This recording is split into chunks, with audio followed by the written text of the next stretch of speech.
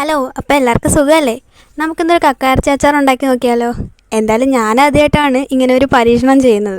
അപ്പോൾ നമുക്ക് എന്തൊക്കെയാണ് വേണ്ടതെന്ന് നോക്കാം.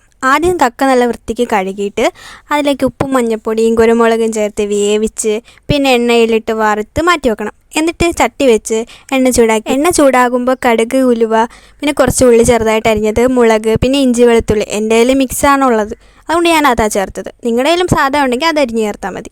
അതും ചേർത്ത് നന്നായിട്ട് വഴറ്റി ആവശ്യത്തിന് ഉപ്പും മഞ്ഞൾപ്പൊടിയും ചേർത്ത് പിന്നീട് മുളക് പൊടി, കായപ്പൊടി, വേണമെങ്കിൽ അച്ചാർ പൊടിയും ചേർക്കാം. പിന്നെ വിനാഗിരി ഒഴിച്ച് ഇളക്കണം. എല്ലാം നല്ലൊരു പാകത്തിൽ വരുമ്പോഴത്തേക്ക് ഉപ്പ് വേണമെങ്കിൽ വീണ്ടും ചേർത്ത് കൊടുക്കാം. എന്നിട്ട് നമ്മുടെ റോസ്റ്റ് ചെയ്ത് വറുത്ത കക്കയിറച്ചി മിക്സ് ചെയ്ത് ഇളക്കണം. ഇനി ടേസ്റ്റ് നോക്കിയിട്ട് എന്തെങ്കിലും കുറവുണ്ടെങ്കിൽ ചേർക്കാം കേട്ടോ. എന്തായാലും ഇത് നിങ്ങളും ട്രൈ ചെയ്ത് നോക്കണം കേട്ടോ. എല്ലാവർക്കും അറിയാമായിരിക്കും, എന്നാലും ഒന്ന് ട്രൈ ചെയ്ത് നോക്ക്. അപ്പോൾ അത്രേ ഉള്ളൂ കേട്ടോ. അപ്പോൾ വീഡിയോ ഇഷ്ടമായെങ്കിൽ ലൈക്ക് ചെയ്യണം, ഷെയർ ചെയ്യണം, സബ്സ്ക്രൈബ് ചെയ്യണം. ബായ്.